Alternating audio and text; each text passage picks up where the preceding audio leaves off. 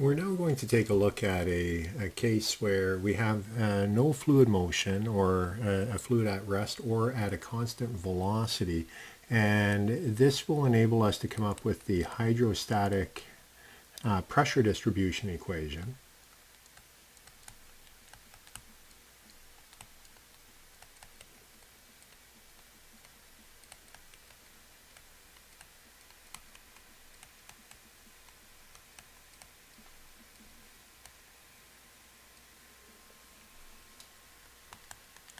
So this applies for fluid at rest or constant velocity.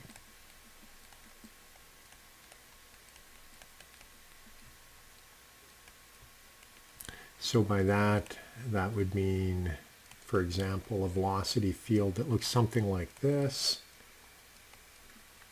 And with that, the acceleration vector is 0, and we can write del squared v is equal to 0 as well. Consequently, the equation that we had for a fluid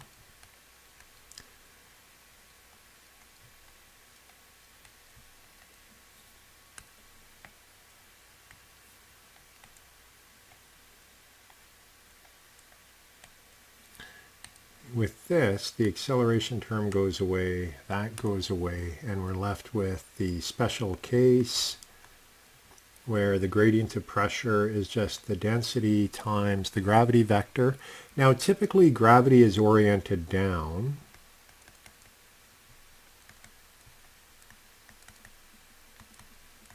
unless you're doing space fluid mechanics. So what we can say is that G is minus GK.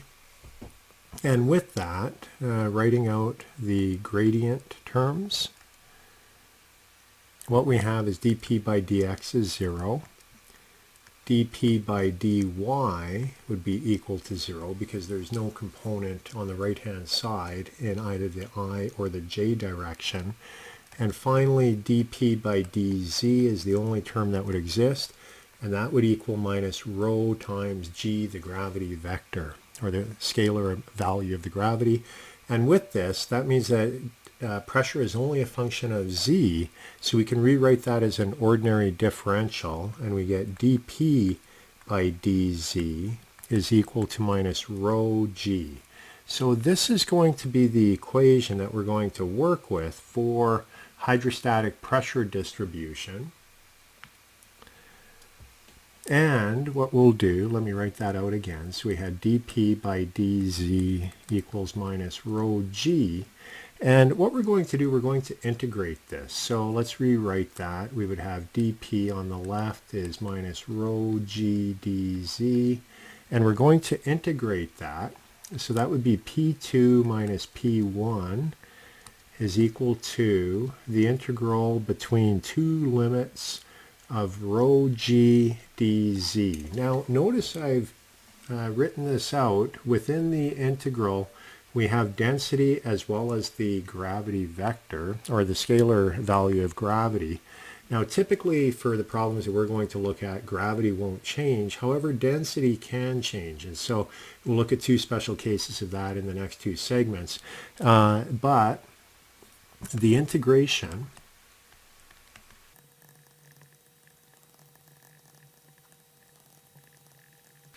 we're going to assume that the gravity scalar value g is going to be constant and not changing with z. However, density can, and we're going to look at two special cases in the next few segments. The first one will be a liquid, and for a liquid, for the most part, the density does not change. And the second thing we'll look at is gas, and in particular we'll look at air.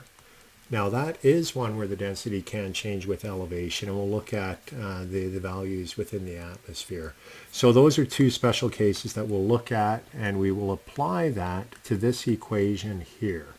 And that will then enable us to get the hydrostatic pressure within fluids, either liquids or gases.